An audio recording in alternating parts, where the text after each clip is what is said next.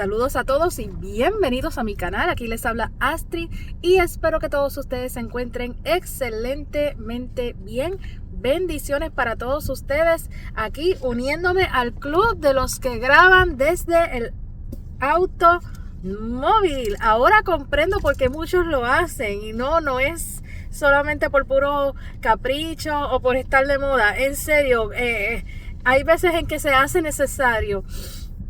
En este video compartiré con ustedes una reacción, comentario y o perspectiva muy personal del capítulo 7 de la parte 2 del libro Candy Candy, Historia Definitiva, escrita por Keiko Nayita. En el capítulo anterior, Terry había llegado muy malherido por error al dormitorio especial de Candy. Se desploma en el suelo. Candy decide ir por medicinas y no avisar a las autoridades del colegio por miedo a que ambos sean sancionados.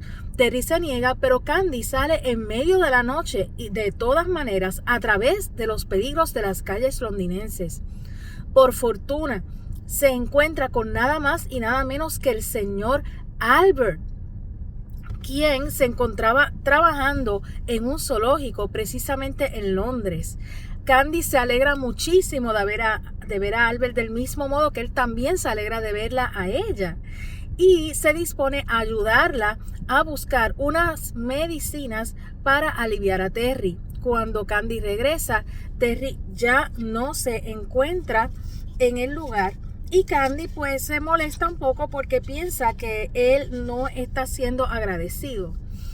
Posteriormente, Candy, al igual como hiciera con respecto a Annie o sobre Annie al final del capítulo 5, procede a escribir una partida en el diario donde muestra su alegría, su felicidad de haberse encontrado con Albert.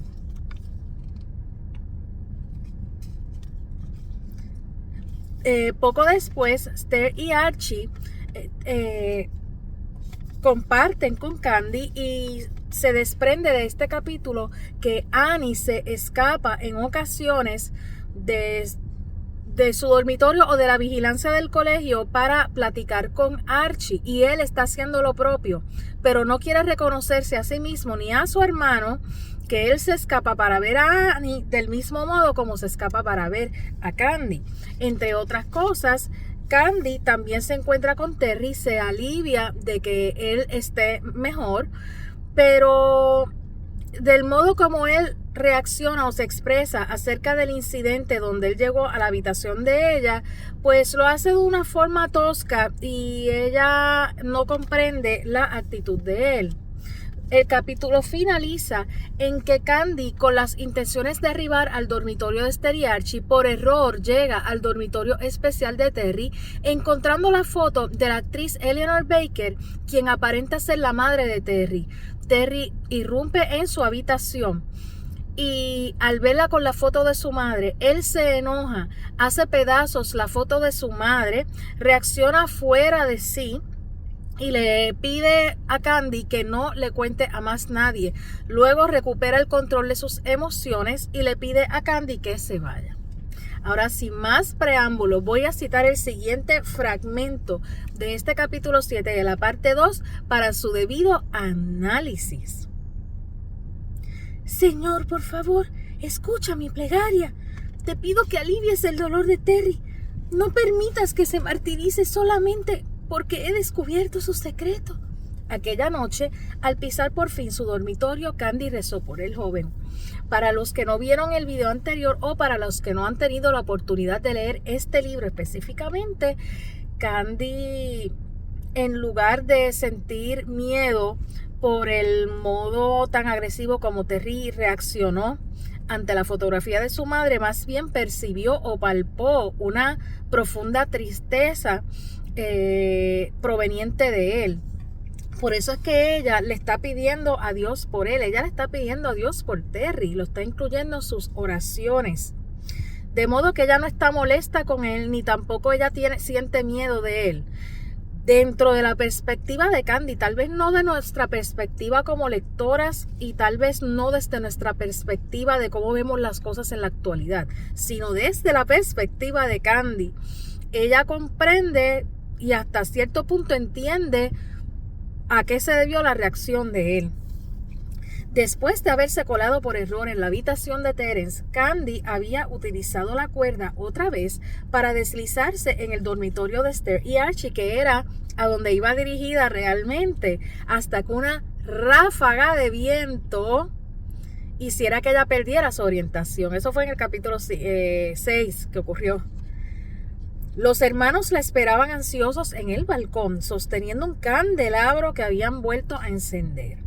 Candy, ¿estás bien? ¿Ese aristócrata presumido de Terry te ha visto?, le había preguntado Archie. No ha pasado nada, no te preocupes, había respondido Candy, fingiendo alegría. Intentaba que la tensión no se le notara en el rostro. Menos mal, ese tipo no me gusta nada. Se escuda siempre en la influencia que tiene su padre para hacer lo que le plazca. No importa cuántas veces infrinja las normas del colegio, sabe que nunca van a expulsarle. Es injusto. Maldita sea la directora y maldito sea su padre por permitir algo así, había exclamado Archie entonces, dejando claro que no soportaba a Terence. No creo que sea tan malo como parece, había empezado a excusarle Candy sin darse cuenta en voz baja. ¿No les parece que Archie reacciona de una manera demasiado iracunda con respecto a Terry? Desde luego ya nosotros sabemos que Archie siente cosas por Candy, del mismo modo como también él le dedica su atención a Annie, aunque él no lo reconozca. Pero a juzgar por el modo tan enérgico y tan rabioso como él se expresa, porque él lanza hasta maldiciones, incluso dice, ay, que maldita sea la directora. Y ahora digo yo, ¿por qué le desagrada tanto a Terry? Además de las razones que él expone, porque él expone que tiene influencia de su padre, él hace lo que le plazca. Esto pudiera explicar por qué Terry también tiene un dormitorio especial. Lo que a su vez me hace llegar a la conclusión de que el tío abuelo William pues es considerado como alguien importante en el colegio. Ojo, no estoy diciendo que el tío William ejerce las influencias indebidamente, sino que es visto como alguien respetable y prestigioso por el personal del colegio. Pero Terry resulta que duerme en el dormitorio especial. Esto que menciona Archie pudiera explicarlo, como también explica definitivamente por qué dentro de tantos malos comportamientos y tantas rebeldías, a pesar de que obtiene buenas calificaciones, pero a pesar de tantas infracciones, Terry no ha sido expulsado del colegio. Ahora bien, lo que queda por ver, lo que no me dice estas palabras de Archie es si Terry se aprovecha conscientemente de la influencia de su padre para hacer lo que le plazca, como dice Archie, o si tal vez Terry se muestra rebelde por otros motivos y es para él inevitable que la escuela pues ponga en un pedestal a su señor padre.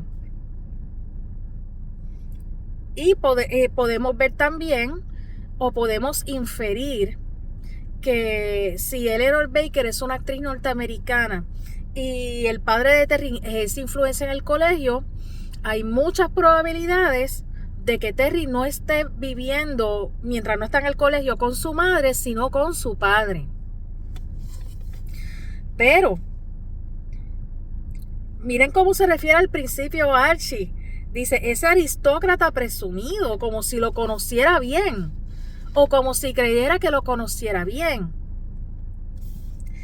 Si no fuera por las palabras que utilizó para explicar o para justificar por qué le desagradaba a Terry, yo me hubiera dejado llevar tan solo por esa emoción de él al hablar para yo decir, Archie está muy celoso. ¿Y por qué Archie estaría celoso si es que mis suposiciones fueran ciertas? ¿Por qué Archie estaría celoso? Candy no es novia de Terry. Candy no le ha dicho a nadie que le gusta a Terry. Entonces, ¿por qué Archie está tan a la defensiva en lo concerniente a Terry? Además de ese trasunto o ese contexto bajo el cual Archie explica por qué le cae mal. Pero por otro lado, Elisa y Neil, que son sus primos o son sus parientes, también tienen unos comportamientos cuestionables. No obstante, nunca en el libro la autora ha mostrado a Archie maldiciendo o expresándose de forma tan fuerte, llegando incluso a ser desagradable, porque eso de decir maldita sea la directora y maldito sea su padre, ¿por qué él tiene que tomarse el asunto tan personal, tan a pecho, como para maldecir incluso a la directora y al padre de Terry? Archie nos está contando su versión de las cosas, pero no sabemos cuál es el verdadero papel que juega la hermana Grey, que es la directora. No sabemos cuál es el papel que juega el padre de Terry. Ni siquiera podemos saber si es cierto lo que se dice. Tal vez Archie está basado en rumores o tal vez está diciendo la verdad y resulta que está en lo cierto. Pero me refiero a esta vehemencia y a esta furia con la cual él llega a maldecir a dos personas que él tan siquiera conoce. Archie, no me esperaba eso de ti, elegante. Pero miren lo que dice Candy. No creo que sea tan malo como parece. Había empezado a excusarle Candy sin darse cuenta. Tenemos dos observaciones aquí. Excusarle. De modo que Candy debe estar pensando si es cierto o no lo que acaba de decirme Archie. Lo que estoy dando es una excusa. Lo estoy justificando. Lo estoy defendiendo. Pero sin darse cuenta. De modo que Candy ni siquiera tenía la intención de hacer ese comentario. No tenía la más mínima intención de defenderlo, pero salió de ella. No lo pudo evitar. Lo hizo de forma involuntaria. Aunque se había sorprendido a sí misma al escucharse defenderle, era la pura verdad. No creía que Terry fuera una persona con maldad. De manera que así como ella decía, había empezado a excusarle a Candy diciendo que no era tan malo, posteriormente ella llega a la conclusión de que no son excusas, ni lo está justificando, ni lo está disculpando. Ella siente que está diciendo la verdad sobre Terry, de que realmente no es tan malo. No creía que Terry fuera una persona con maldad. Ya aquí estamos viendo un cambio con respecto a lo que piensa Candy sobre Terry. Pues en los primeros, todavía estamos, se puede decir que estamos casi a mitad de la parte 2. Pues en los primeros capítulos de la parte 2, ella se hace a la idea de que él es una mala persona, de que tiene malos sentimientos. No lo ha dicho así con esas mismas palabras, pero ella trata de luchar consigo misma para convencerse, o trataba de hacerlo, de que Terry era una mala persona. Pero miren qué cambio aquí dice, no creía que Terry fuera una persona con maldad. Sus ojos son tan transparentes, había pensado. La impresión que tuvo cuando se conocieron en el barco, en medio de aquella niebla, no se debía a su imaginación. Recordaba a la perfección la imagen de espaldas del joven, aquel aire tan desconsolado, aquel gesto que no había sido capaz de ignorar. De manera que ya ella está llegando a considerar la idea de que su imaginación, aún en medio de la niebla, que tanto ella menciona la niebla relacionada con esa noche. Y ya en videos anteriores me he expresado sobre lo que, o he planteado lo que pienso sobre la niebla. Pero ya ella está llegando a considerar el hecho o la idea o su pensar de que realmente su imaginación no la estaba engañando al ver que él estaba triste esa primera noche. Y dice que sus ojos son transparentes, y recuerdo que en el capítulo 1 ella había visto un brillo en su mirada y ella había asumido que ese brillo era por el llanto. Pues ella lo había visto llorando, o le pareció verlo llorando. No obstante, aquí dice sus ojos son tan transparentes. No es porque ella lo haya vuelto a ver llorando, sino porque ella ve un brillo en la mirada, ve una transparencia, ve algo sincero en esa mirada.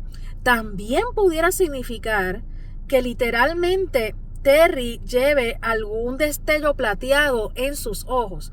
Nosotros al presente no tenemos una idea clara de cómo es Terry físicamente, aunque esta servidora anteriormente les ha dejado ver su parecer, o mi parecer, de que Terry no se parece físicamente a Anthony como Candy tal vez hubiera pensado erróneamente en el capítulo 1.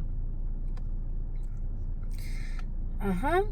Recordaba a la perfección la imagen de espaldas del joven, aquel aire tan desconsolado, aquel gesto que no había sido capaz de ignorar. Esa noche Terry la había agarrado por los hombros y la había sacudido con violencia, pero había sido justo en ese momento en el que Candy se había dado cuenta de lo sombría y triste que parecía su mirada y de lo cristalina. Volvemos a este asunto de transparencia, de cristal, de algo translúcido, que paradójicamente también era. La autora lo que nos quiere mostrar a través de Candy es que para Candy, Terry está mostrando muchos matices. Y en el mundo actual, yo sé que muchas personas tienden a confundir matices con bipolaridad. Y hacen un mal uso de ese término de bipolaridad porque ven varios matices en una persona. No es lo mismo un trastorno o una condición de personalidad que una persona que muestra varios matices. Una persona no necesariamente tiene que tener un solo modo de mostrarse ante el mundo. Una persona puede tener varias capas. Y ella, en su percepción, Candy, pues entiende o considera que aunque él reaccionó de forma violenta cuando la vio con la foto de su madre, paradójicamente, tal y como dice Nayita, irónicamente o incluso ambiguamente, contradictoriamente, también él podía transmitir transparencia y una mirada pues pura, una mirada cristalina y tristeza. Había descubierto su secreto por pura casualidad. No sé qué hacer, no consigo conciliar el sueño. Candy se levantó de la cama, se sentó frente al escritorio y abrió su diario. Tenía muchas cosas que contar. Ay, qué pena. El rápido fracaso del barco mensajero de Esther, la decepción del joven inventor, el proyecto de los experimentos incomprensibles para ella, el sombrero nuevo de Archie. Fracasó el barco mensajero de Esther. El barco era un barco alado que iba a servir como un medio de comunicación entre los hermanos Cornwell y Archie y Candy como parte del proyecto ese en momentos en que no pudieran reunirse presencialmente. De modo que Esther se frustra porque esa manera alterna en la cual ellos podían hablarse entre sí, pues falló. Y está frustrado por eso. No solamente porque es otro invento que le falla, está frustrado porque esa era la única manera posible en la cual ellos podían sostener comunicación dentro de ese limitado o casi inexistente tiempo en el cual ellos podían hablarse personalmente. También se habla de proyectos de experimentos incomprensibles para Candy. Tal vez sean incomprensibles para cualquier otra persona, pero para alguien que es un genio como Esther, pudiera darse el caso de que a largo plazo dichos proyectos incomprensibles para el resto del mundo tengan sentido y pudieran marcar una gran diferencia en la humanidad. El sombrero nuevo de Archie. Es como si Archie hubiera querido mostrarle el sombrero para llamar su atención. Esta mención de la autora sobre el sombrero se da apenas una página después de que Archie habla con dureza sobre Terry y sobre el padre de él e incluso sobre la hermana Grey. Sin embargo, era incapaz de concentrarse. Su mente volvía todo el rato a la mirada de Terry, a su voz llena de dolor. Eso fue lo que ella percibió en él esa noche. Ella no está diciendo, él me está maltratando. Después de todo, y yo vuelvo y digo como señalé en el video anterior, yo no digo que estuvo bien que él pues mostrara ese tipo de reacción, aunque luego pues como que cayó en cuenta de que estaba fuera de sus sentidos, pero yo no estoy diciendo que eso estuvo bien, pero Pero no perdamos de perspectiva también de que en primer lugar Candy no tiene por qué escaparse del dormitorio. Mucho menos cuando es hacia el dormitorio masculino, que era para encontrarse con Terry y Archie. Eso era bien arriesgado para ella y para los Cornwell, pero muy especialmente para ella. Y luego aterriza en el dormitorio especial de Terry. Él llega, él no espera verla allí. Y aunque sigo pensando en que esa furia de él era más bien hacia su madre que hacia Candy, pero de todos modos Candy lo que hizo fue inapropiado. No, sé que no, ella no tuvo ninguna mala intención de recoger esa fotografía de Eleanor. No fue la intención de ella terminar por error en el dormitorio de Terry, pero fue inapropiado desde el principio, desde que saltó con la cuerda en dirección al dormitorio de los Cornwell. Ya todo estaba mal, todo estaba errado. Ajá. Bien. Cerró el diario con un suspiro y salió al balcón. La brisa nocturna le acarició el cabello suelto. Terry estaba en algún lugar al otro lado de aquel bosque tan oscuro. Quiero hacer un paréntesis porque ella estaba escribiendo en el diario. En esta ocasión Nayita no nos muestra la partida del diario, pero si nos dejamos llevar, porque todo ese fragmento ella está con sus pensamientos puestos en Terry, inmediatamente que ella dice que ella ve la mirada de Terry, que siente su voz llena de dolor, rápido cerró el diario. Yo debo entonces suponer que ella ha empezado a escribir partidas en el diario acerca de Terry. Bien, Terry estaba en algún lugar al otro lado de aquel bosque tan oscuro. Se preguntó qué estaría pensando en esos momentos. No le voy a contar a nadie tu secreto, te lo prometo, había susurrado Candy en su corazón, con la vista fija en la oscuridad que tenía delante. Si ven que en este video hago varias pausas, es porque mi vehículo tiene una especie de mecanismo que después de determinado lapso de tiempo el acondicionador de aire se apaga. Y si el carro está muy caliente, tengo que apagarlo y volverlo a encender, pero en máxima intensidad, lo que ocasiona mucho ruido de fondo en el video. Así debo entonces poner en pausa el video para poner en máxima la intensidad del aire nuevamente, hacer que se enfríe el carro nuevamente. Sé que suena extraño, pero es un mecanismo bien extraño y bizarro que tiene mi automóvil. Y una vez haya enfriado por completo, pues reducirlo a mínimo para que no se escuche ruido y retomar el video. Pero voy a volver a leer eso, a citar eso último. No le voy a contar a nadie tu secreto, te lo prometo. Había susurrado Candy en su corazón con la vista fija en la oscuridad que tenía delante. Con la vista fija en la oscuridad que tenía delante. Yo lo que percibí al leer esto es que no solamente ella tiene la vista en la oscuridad delante porque sabe que al otro lado o al extremo opuesto de su habitación está el dormitorio de Terry, sino porque, como bien se menciona antes, Terry estaba en un lugar al otro lado de aquel bosque tan oscuro. Tal vez ella piensa que él está atravesando una situación de oscuridad en su vida. Y también yo lo que puedo pensar es que como en la parte 2 se viene mencionando este asunto de la oscuridad varias veces, muy especialmente en relación con Terry, se asocia, la autora está asociando mucho la oscuridad con Terry, pero al decir aquí, con la vista fija en la oscuridad que tenía delante, es como una forma de Nayita decirme, o decirnos, esto es mi opinión, es solamente, no, tal vez estoy errada. Es una forma de Nayita querernos comunicar de que Candy no tiene miedo a posar su vista en la oscuridad. Candy mira fijamente la oscuridad. Candy presta atención a la oscuridad. Aquí tengo el cuadernito, que por cierto voy a necesitar otro, el cuadernito de observaciones o de impresiones, porque la oscuridad también es otro simbolismo que voy a discutir luego que haya terminado de reaccionar a todos los capítulos y una vez yo comience con los análisis o interpretaciones muy personales finales.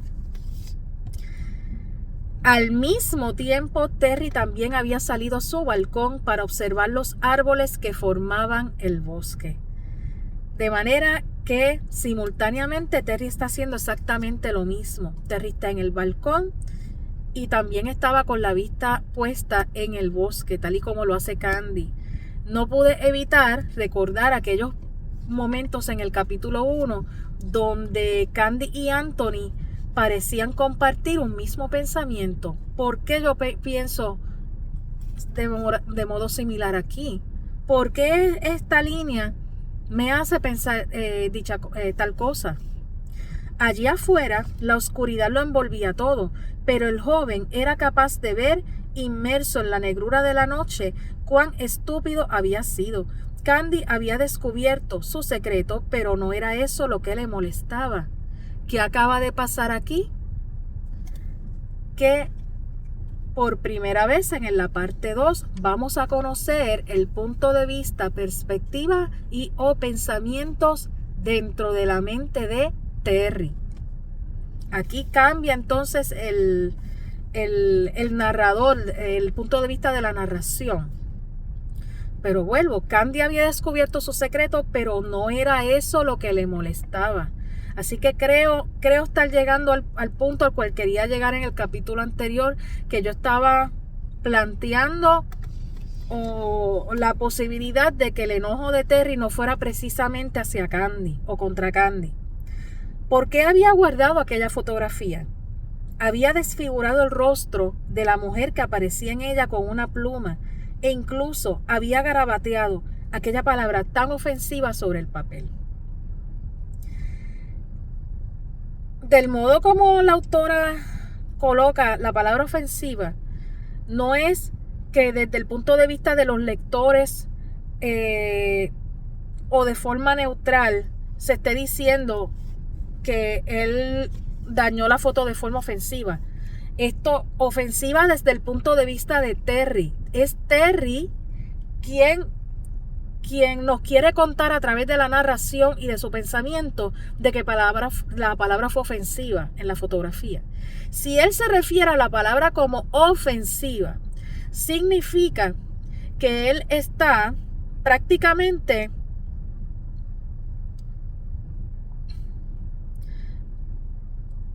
con remordimiento o arrepentido de haberlo hecho.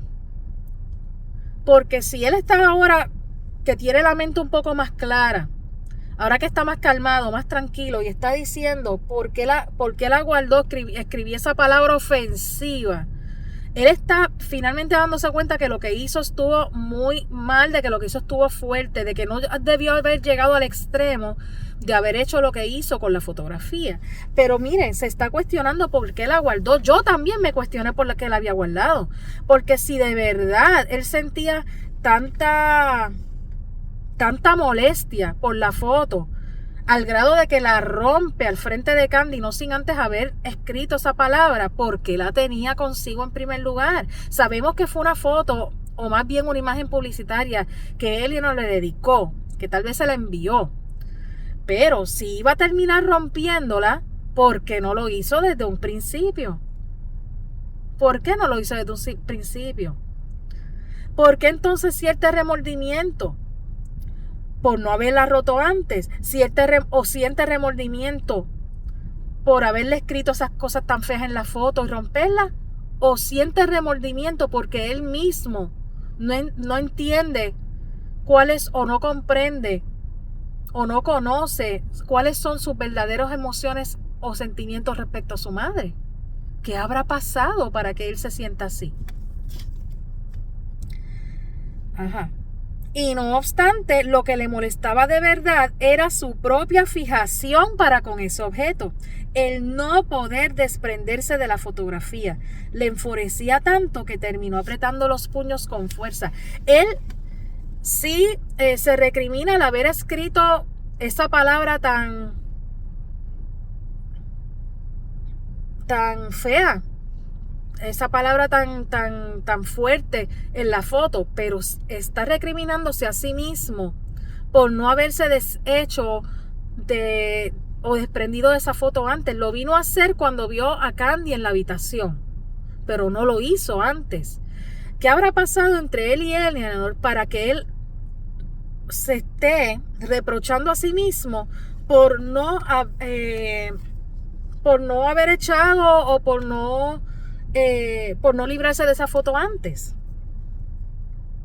La esposa actual del duque de Granchester, su madrastra, aunque solo de nombre, no perdía ninguna oportunidad de burlarse de él con desprecio.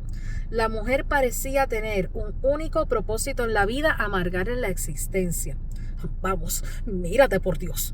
Este es el único comportamiento que se puede esperar de un muchacho por cuyas venas corre la misma sangre que la de esa vulgar americana.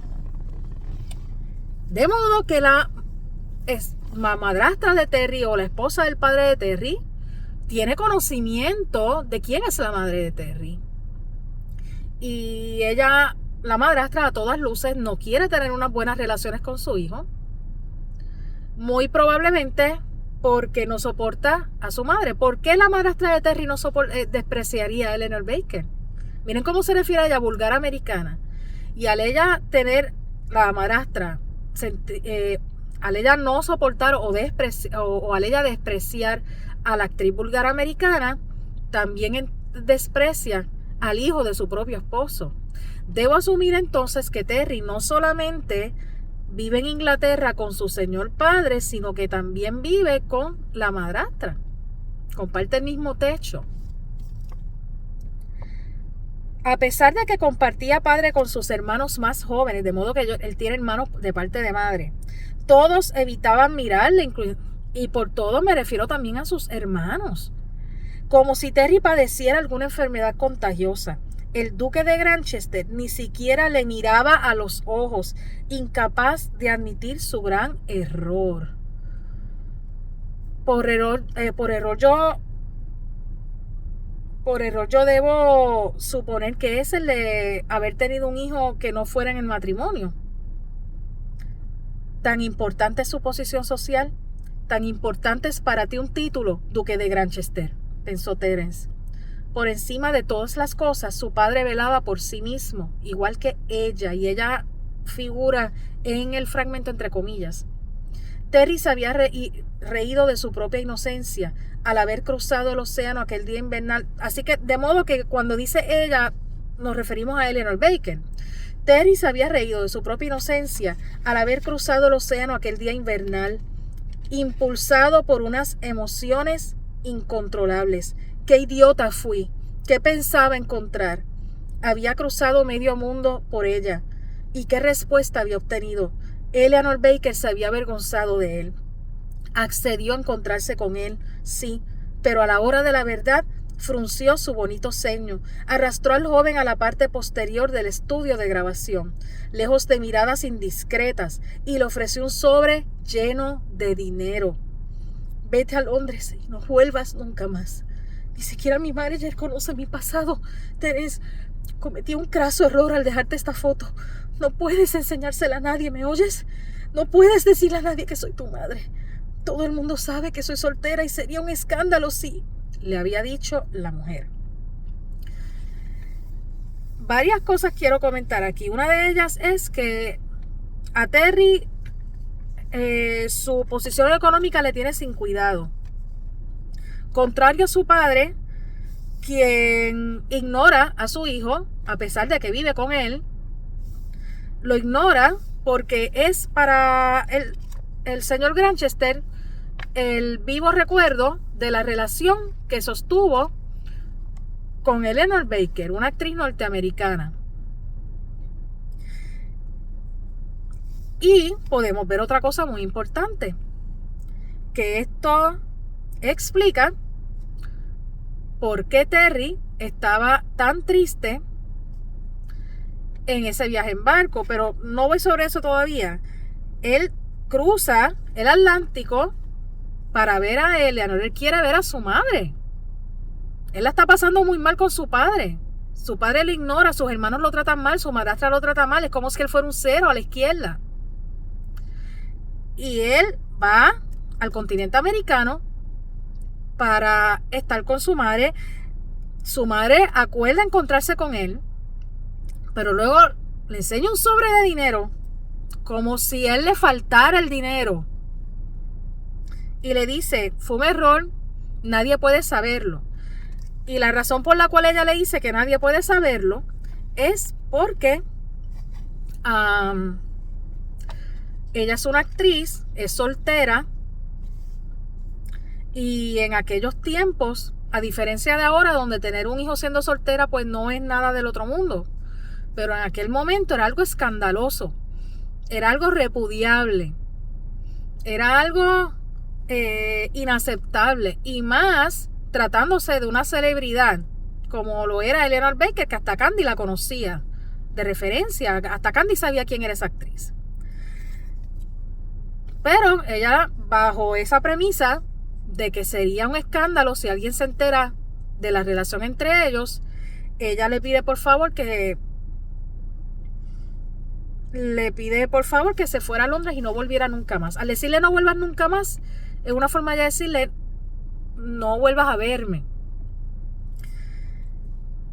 Esto pues ya esto nos ayuda a comprender el contexto bajo el cual Terry se mostraba llorando y triste en ese barco. Estaba triste porque él, siendo un adolescente, se lanza solo en pleno invierno, en tan largo viaje, sin compañía tan siquiera de un guardián como Candy, que estuvo con Georges. Se lanza a encontrarse, según había ya pautado, con su madre Eleanor. Eleanor lo piensa nuevamente, y luego que él pasa ese trabajo y esas molestias de ir hacia el continente americano, Eleanor le dice: esto fue un error, no debí dejar que tú vinieras, vete a Londres y ya no vuelvas. Y le da un sobre con dinero, supongo que para compensar las molestias que él atravesó o las vicisitudes por las que atravesó el viaje. Así que imagínense ese adolescente, y no hay que ser fan de Terry para comprender esa tristeza. Independientemente si para ti es Terry Janoito, o si es Albert, o si es Chayanne, o si es Luis Miguel, no importa. Esto se trata de uno pues uno comprender ciertas cosas, y no debió ser fácil entonces para ese joven regresar con esa misma soledad con la que salió de Londres. Yo supongo que cuando él se fue de Londres y iba a reunirse con su madre, lo hizo lleno de esperanza, lleno de ilusiones. Y en pleno invierno, con ese clima frío, imagínense cómo debió ser regresar solo, desilusionado, decepcionado, destrozado. Del mismo modo que Candy también estaba destrozada por la partida de Anthony. Eran dos personas destrozadas en la cubierta de ese barco. No solo eso. Esto me da a entender finalmente, y perdonen que siga con la misma cantaleta, pero creo que ya después de esto no volveré a mencionar más el asunto. Esto explica por qué Candy en un principio pensó que la imagen de Terry estando triste era la imagen de Anthony. No sé si ustedes se fijaron, pero cuando Elisa vio a Terry en el capítulo 3 y luego empezó a preguntar más sobre él, a averiguar más, a pedir más información de él, en ningún momento la autora menciona que Elisa halló un parecido físico entre Terry y Anthony. Eso nunca pasó por la mente de Elisa. Y de haber sido así, la autora lo hubiera mencionado, porque si por algo se caracteriza la autora, es por mencionar y ser bien precisa cuando quiere enfatizar cierta información. Pero Elisa nunca haya un parecido entre Terry y Anthony. Y veremos si en alguna parte de lo que resta del libro lo hace. Vamos a ver, puede ser que esté equivocada y tal vez más adelante Elisa diga: ay, Terry se parece a Anthony.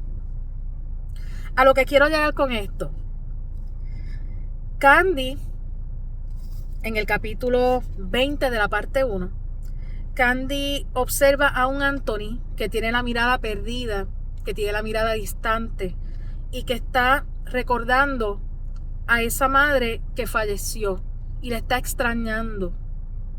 Su padre, tal y como se explicó en el capítulo 9 de la parte 1, su padre tiene un trabajo que aparenta ser una especie de marinero, él trabaja en el mar y se encontraba lejos.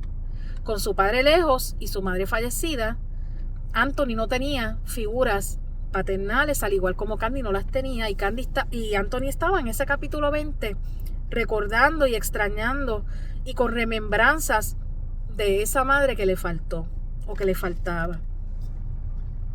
Y casualmente, en ese capítulo 1 de la parte 2, Candy, dolida precisamente por el deceso de Anthony, ve a este joven en medio de una niebla y con sus propios sentimientos, los de Candy, pues trastocados por lo de Anthony, y ve a este joven triste, y de inmediato no evitó pensar en la tristeza y melancolía de Anthony. Y no estaba muy lejos de la realidad, porque Terry estaba atravesando precisamente un mar turbulento emocionalmente. No era la tristeza de alguien que no contaba con su padre, porque para su padre es como si él no existiera. Tiene el desprecio de unos medios hermanos y el desprecio de una madrastra. Y la única persona con la que podía contar, que era con su madre, no había fallecido, pero es como si lo hubiera hecho, porque le pidió prácticamente que no la volviera a ver. «Pueden irse todos al infierno», exclamó Terry, lanzando un jarrón de porcelana blanca contra la pared. Igual que aquel día, lanzó el sobre con el dinero a la cara de Eleanor Baker. El jarrón se hizo añicos y los pétalos de rosa se esparcieron por la alfombra como gotas de sangre. Cuando dice que se vayan al infierno, yo no creo que él esté mandando al infierno a los estudiantes. Yo no creo que esté mandando al infierno a la hermana Grey. Yo no creo que él esté mandándolos al infierno. De hecho, a juzgar por lo que estamos leyendo, yo creo que el colegio realmente para él es una distracción o un beneficio comparado con el infierno que debe estar viviendo en su casa. Pueden irse todos al infierno, se está refiriendo a su señor padre y a su señora madre. Y muchos de ustedes dirán, ¿cómo puedes mandar a tu madre al infierno? Yo no mandaría a mi madre al infierno, pero tampoco voy a culpar a alguien que quiera mandar a otra persona al infierno porque la está despreciando o porque la está negando. Pero miren lo que dice, exclamó Terry lanzando un jarrón de porcelana blanca contra la pared. ¿Por qué para la autora es importante mostrarnos que el jarrón es de porcelana blanca? Se los diré ahora, luego que vuelva a manejar el asunto del aire acondicionado. Esto de jarrón de porcelana blanca, Nayita no lo está incluyendo solo por ser descriptiva o por ser estética. Muy bien, para comenzar, el color blanco en Japón es un color sagrado. La escritora es japonesa y sí, esto es Londres, pero cuando ella hace mención de eso lo está haciendo de una forma japonesa. Es un color sagrado y es un color que no se usa para cualquier cosa.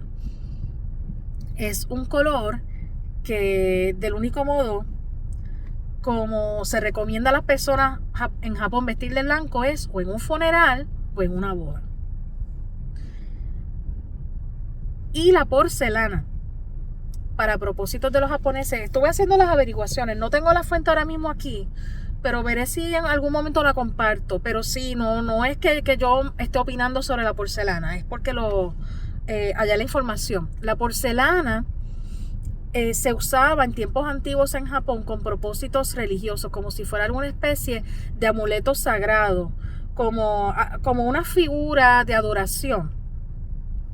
Luego, posteriormente, ya dejó de verse como una figura de adoración o como una especie de objeto para ser idolatrado.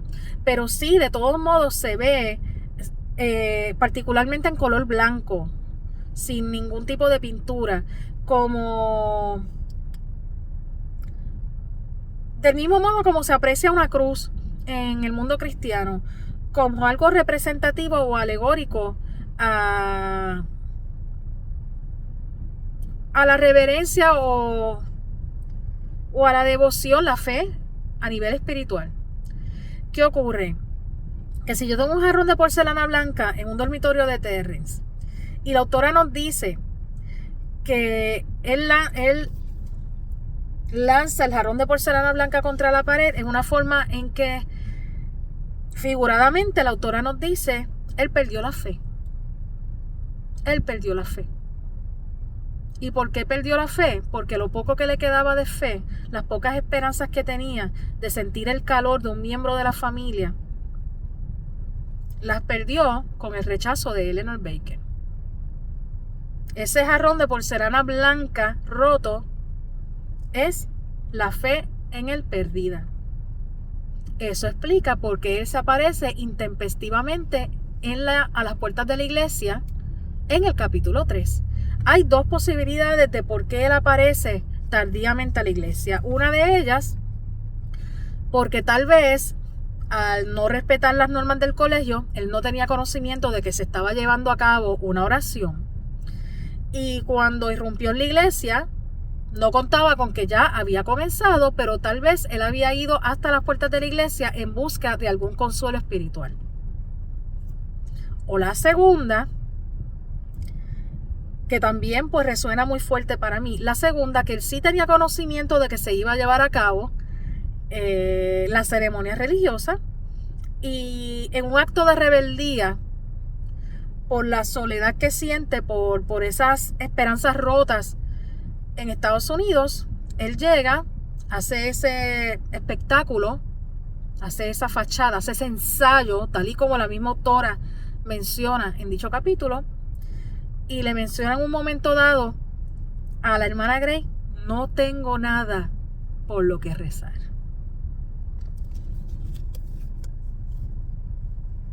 Y miren lo que dice: el jarrón se hizo añicos y los pétalos de rosa se esparcieron por la alfombra como gotas de sangre. Del mismo modo como el jarrón se hizo añicos, la fe de él está hecha añicos. Y los pétalos que se esparcen como gotas de sangre no es otra cosa sino el sufrimiento.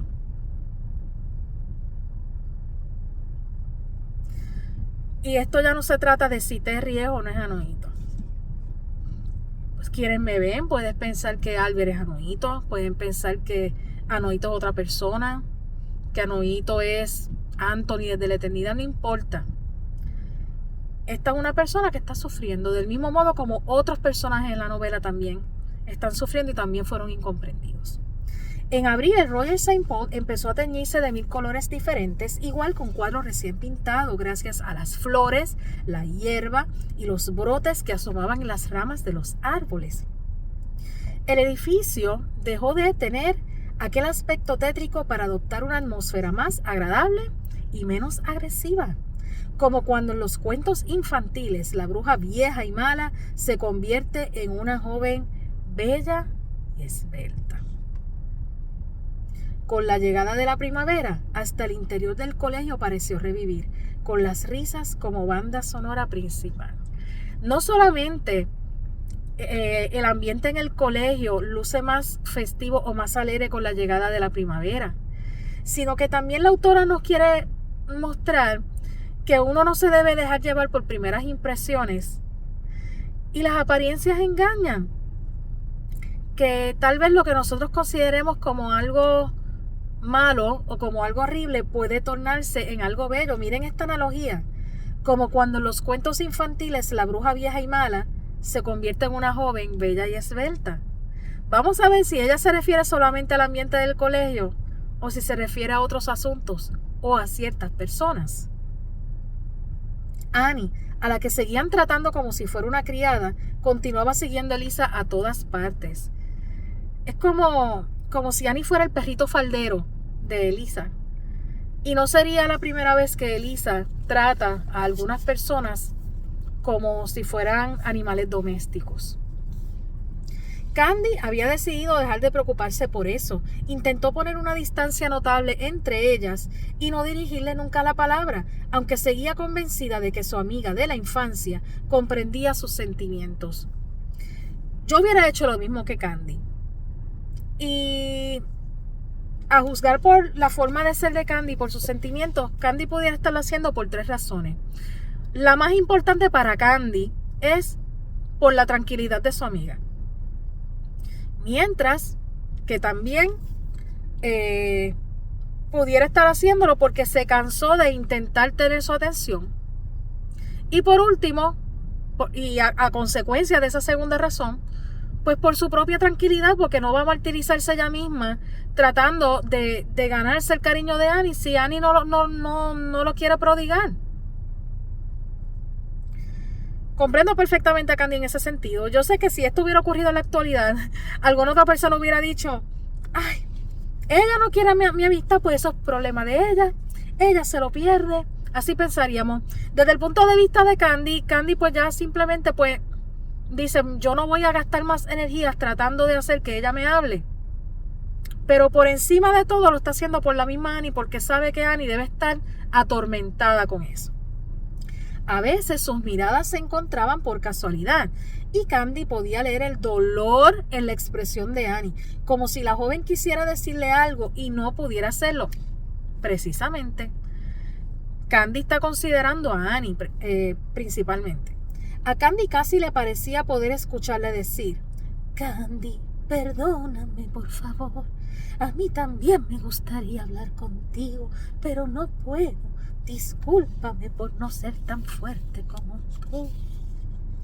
Eso es lo que Candy se imagina que Annie debe estar pensando. No sabemos si es precisamente lo que está pensando o si está pensando cosas peores. Tal vez Candy prefiere pensar lo más lindo de Annie que pensar lo peor.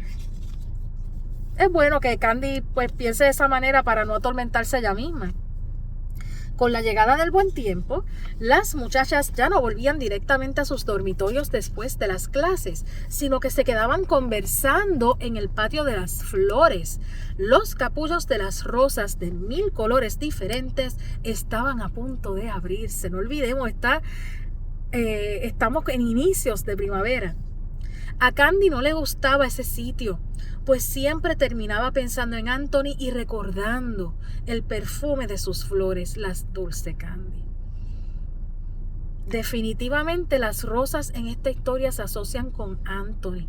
No se asocian ni con la señorita Pony, ni con la hermana Lane, ni con Elisa, ni con los Covert, con más nadie. Aquí la autora deja bien establecido las rosas, aparte de las Dulce Candy, claro está. Las Dulce Candy son un cruce, una especie específica, un cruce único y raro. Pero las rosas en general, para la autora, son sinónimo de Anthony y nadie más que Anthony. Ajá. Aquel día, después de despedirse de Patty, quien se dirigía a la biblioteca, Candy se dirigió al bosque. Así que Patty cada vez está más tiempo con Candy. Patty está adquiriendo su propia voluntad y tiene se siente en la mayor de libertad de hacer las cosas como ella sí lo desea. Muy bien por Patty. Patty es uno de mis personajes favoritos aquí. Ajá. Siempre va sola al bosque, ¿no? Comentó Elisa, haciendo una mueca de desagrado. La joven se encontraba sentada en el borde de la fuente del patio, rodeada de sus amigas, y seguía con la mirada los movimientos de Candy. Elisa, tú tienes muchas amigas rodeándote, lamiéndote las botas, y tú prefieres estar pendiente a los movimientos de Candy. ¿Por qué mejor no piensas en que ir al bosque es algo terapéutico? En que ir al bosque es una forma de tú encontrarte contigo misma, de tú reflexionar, de tú poner tus pensamientos en orden. ¿No has pensado eso? No, pero para ti ir al bosque es sinónimo de serpientes y insectos, como mencionaste anteriormente. Pues mira, rodeate, comparte con tus amigas, deja de estar pendiente a Candy, Elisa. Ajá. Siempre va sola al bosque.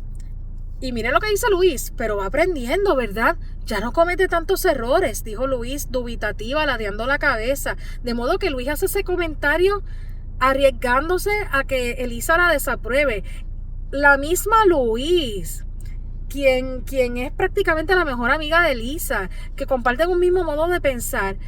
La misma Luis reconoce de que Candy está mejorando académicamente. Elisa la fulminó con la mirada.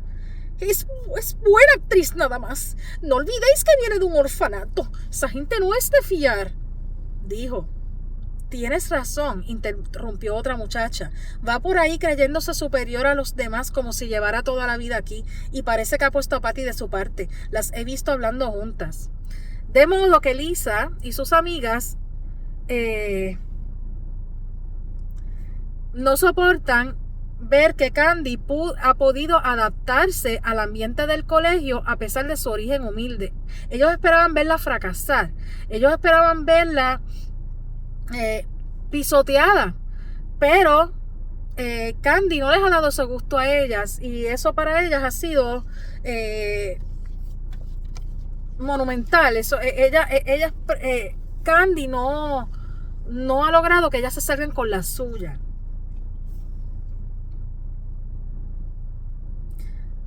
Patty es estúpida. No me esperaba algo así de ella, exclamó Elisa, girándose de nuevo hacia Luis. Tenemos que dejar de hablar con Patty. ¿A quién se le ocurre hablarle a una huérfana? Es absurdo, ¿verdad, Annie? Ahí sí Elisa está tomando en cuenta a Annie.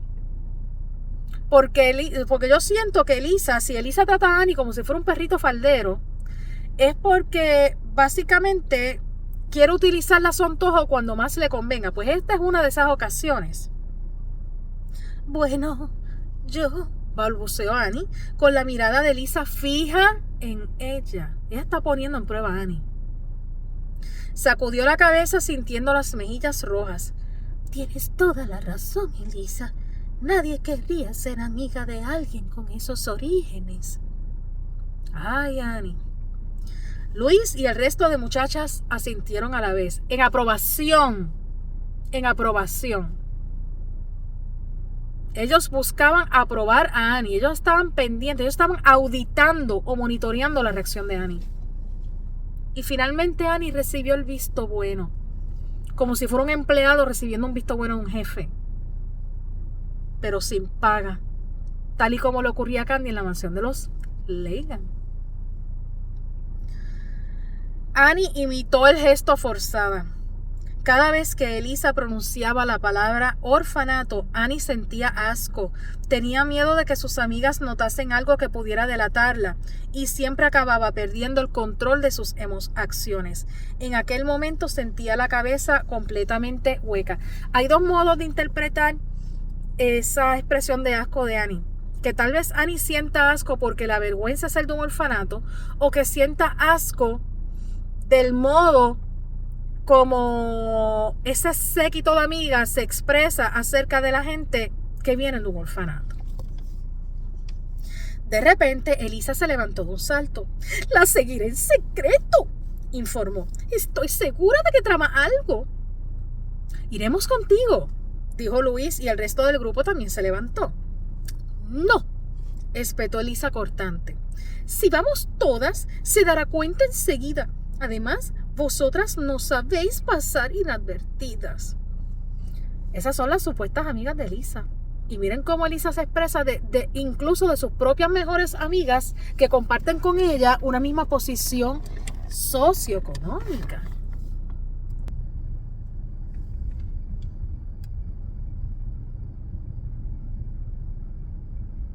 La joven les dedicó otra de sus miradas fulminantes y después echó a correr haciendo mucho ruido. Estaba convencida de que llevaba la razón. No creo que vaya al bosque para estar sola. Tiene que haber algún motivo. Pienso atraparla con las manos en la masa. Voy a conseguir que la echen de este colegio. Y voy a conseguirlo ya, pensó sin dejar de correr. Esa huérfana había conseguido que los Arley la adoptaran, que le enviaran a aquel colegio y que le reservaran el dormitorio especial. Aquello era mucho más de lo que Elisa podía soportar. Envidia.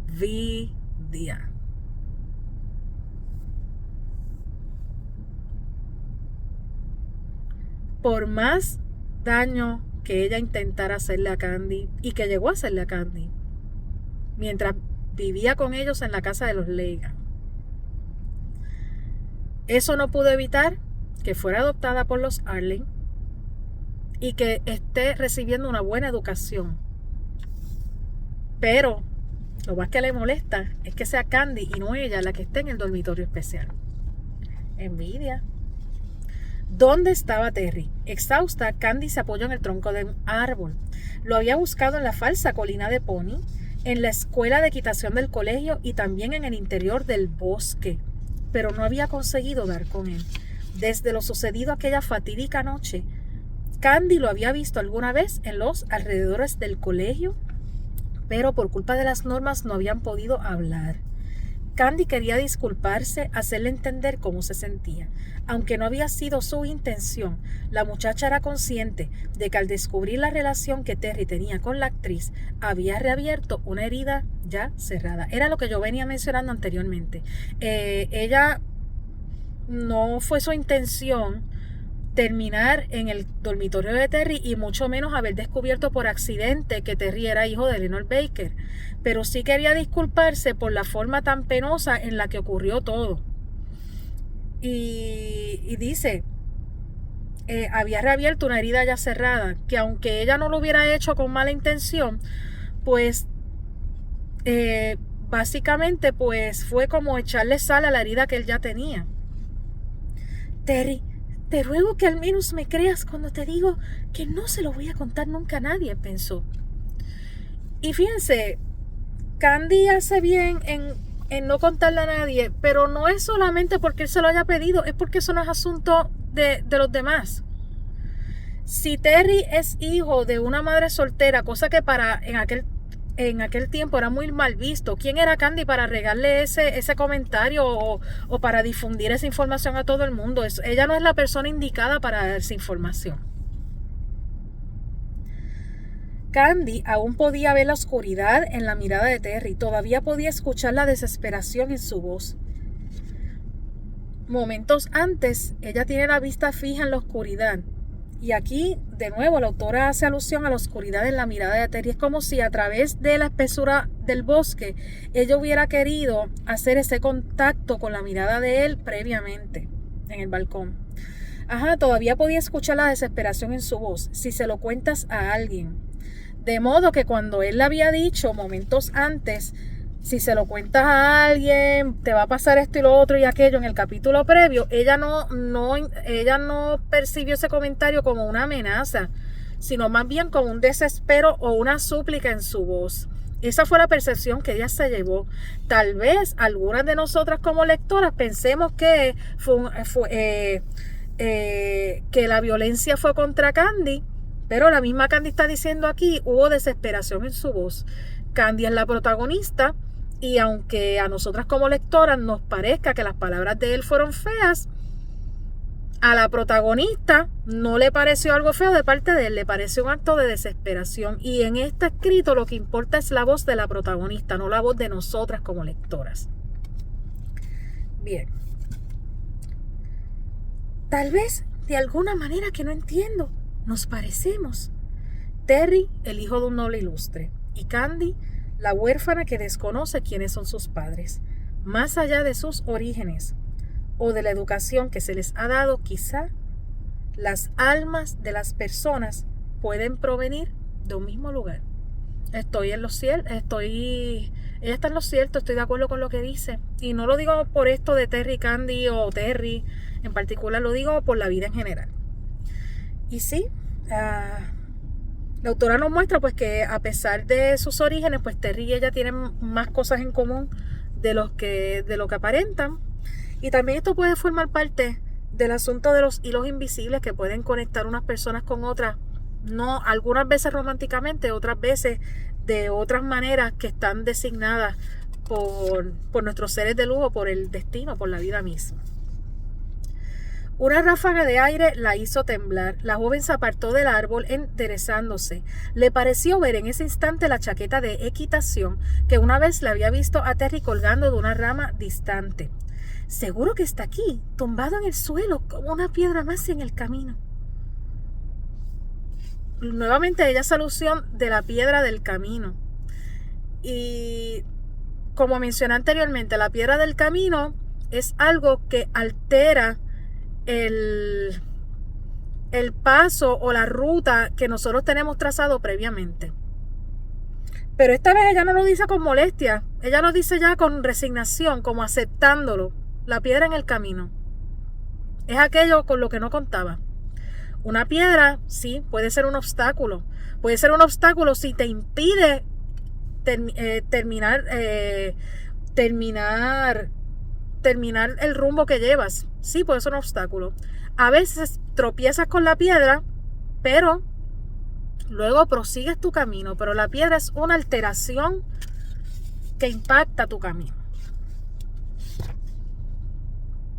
Estaba a punto de echar a correr cuando de repente le dio la sensación de que 2 ojos se clavaban en ella por la espalda. Se giró. Vio algo moviéndose tras un arbusto, una cinta amarilla que se escondía detrás de la sombra de un árbol. Lo sabía, Elisa. Candy suspiró, cansada. Sabía que Elisa y sus amigas se aburrían, pero tanto como para seguirla. Quieren espiarme para ver si encuentran algo con lo cual poder chantajearme. Pensó, no es la primera vez que Candy toma a broma las maldades que intenta hacer Elisa o las malas intenciones de Elisa con ella. Tal vez muchos piensen, pero porque ella lo toma chiste, debería tomarlo más en serio. No es que no lo tome en serio. Candy está consciente de las cosas que Elisa intenta hacer o de lo que piensa Elisa sobre ella, pero ella prefiere a veces tomar estas cosas de un modo más liviano para no amargarse la vida. Me parece muy bien que Candy vea las cosas así, y no es porque se esté burlando de los Leigham, es porque a veces las acciones y palabras de los Leigham son tan inverosímiles que rayan incluso, a veces son hasta graciosas, pero son graciosas por lo absurdas que son. Sí, que yo entiendo a Candy de por qué ella hace eso en ocasiones, de ver el lado gracioso a las ocurrencias de Elisa. Entendía las intenciones de Elisa. Vieron que ella entiende las intenciones, no es que ella no tome en cuenta eso. Entendía las intenciones de Elisa, pero no podía olvidarse de Terry. Si dejaba pasar esa oportunidad, no sabía cuándo podría volver a encontrarlo. Por un momento se mostró indecisa, pero después, con un gran suspiro, se llevó las manos a la cabeza y comenzó a inventarse una canción. Aquí Candy está poniendo en una balanza de si atender o no primero las posibles intenciones de Elisa en ese momento, o si cumplir con lo que tenía trazado, que era de aclarar las cosas con Terry. Vamos a ver a qué ella le dio prioridad. Lo siento, perdóname, no pude saberlo, pero quédate tranquilo, créeme, te lo juro, por mis becas. No diré nada, me haré la sueca.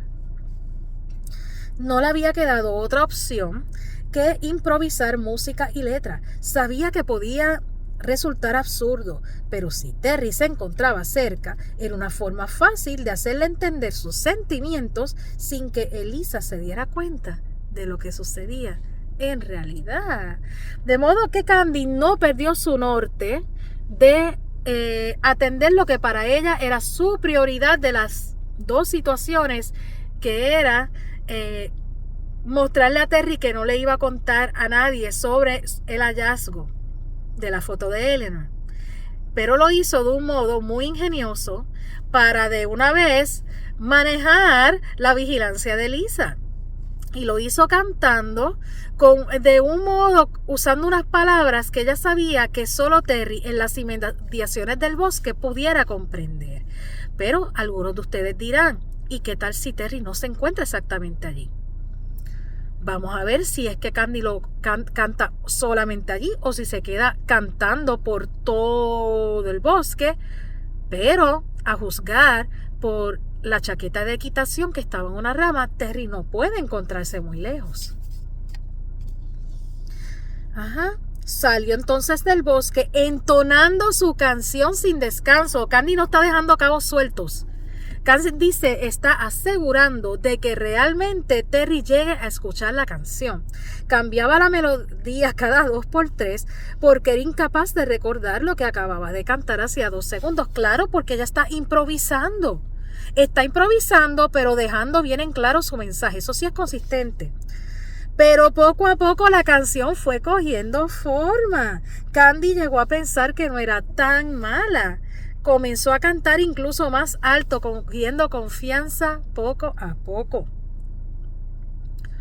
Nuestra pregunta ahora es, ¿escuchó o no escuchó Terry la canción? Parece un gato al que le han pisado la cola. Terry se había subido a la copa de un árbol y seguía a Candy con la mirada desde las alturas. Te lo juro por mis pecas, no había necesidad de ponerse a cantar algo tan ridículo.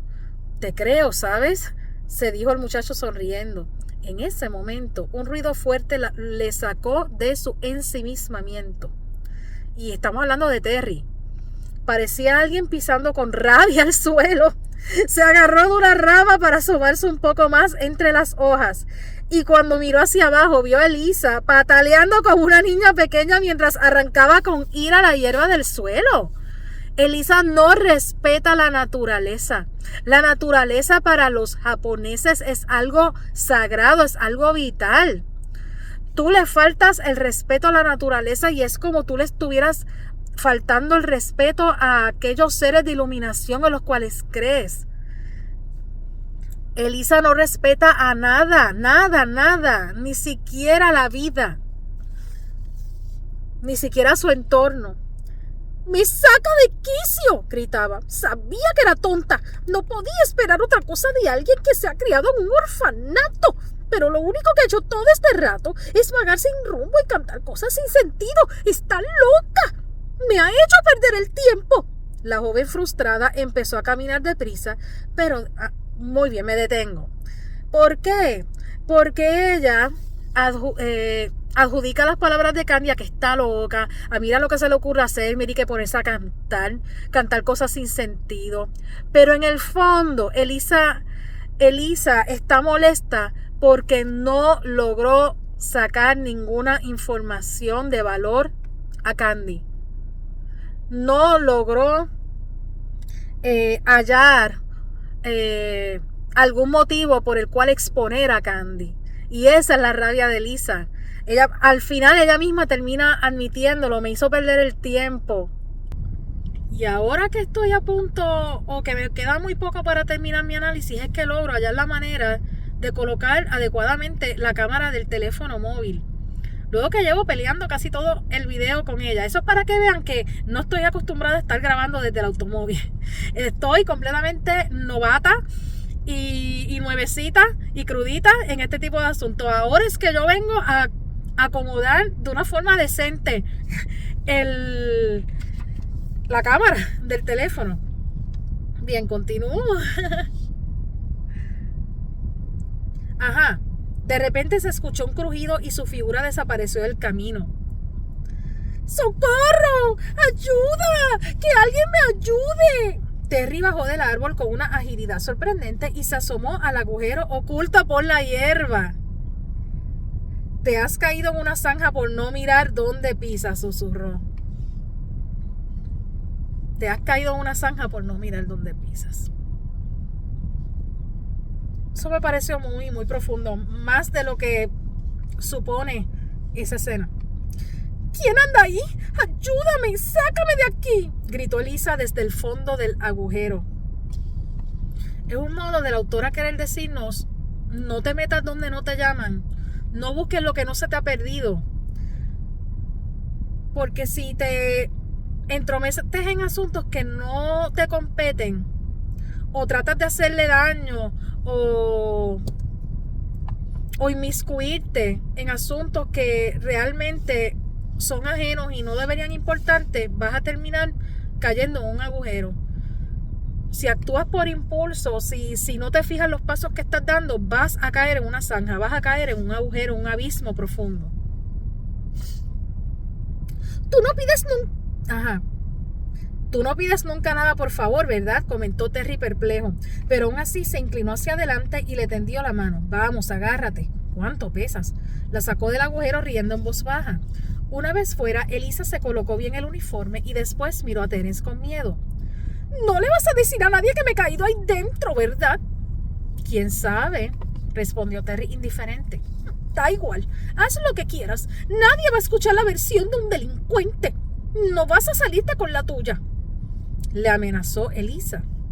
¿Y esa es tu forma de darme las gracias por haberte ayudado? En fin, me alegro de que no te hayas hecho daño, suspiró el joven.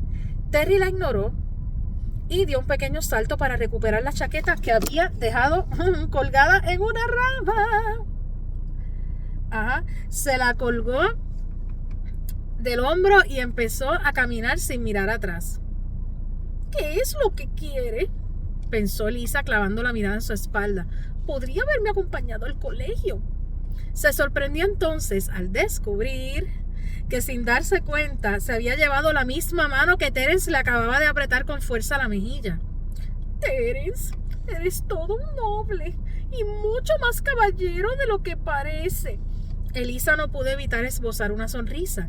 Entendió en aquel momento por qué todas sus compañeras, aunque intimidadas por su aspecto de chico malo, se sentían atraídas por él.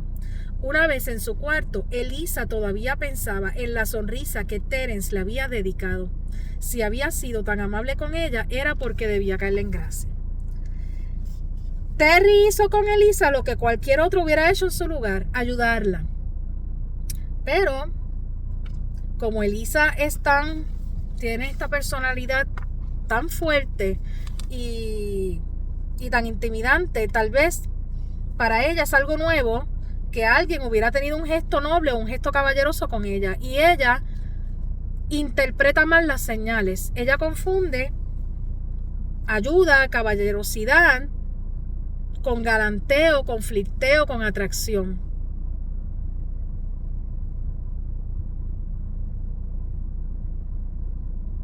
Ella confunde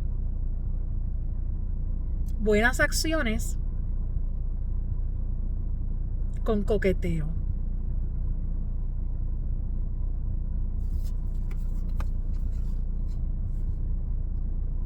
Esa noche, sin embargo, no era la única que se sentía feliz. Apenas unas horas antes en el comedor, las hermanas habían anunciado el Festival de Mayo. No importaba cuánto se esforzasen las monjas por enfriar los ánimos, las muchachas estaban presas de una emoción inagotable. Parecían auténticas cotorras, pues no dejaban de hablar ni un segundo. ¡Por fin, el Festival de Mayo! ¡El único festival del año! ¡Ahora sí podremos divertirnos! Las voces se hacían cada vez más y más agudas. Patty, ¿por qué está todo el mundo tan emocionado?, preguntó Candy, dejándose contagiar por el ambiente festivo. Porque es un festival maravilloso, Candy.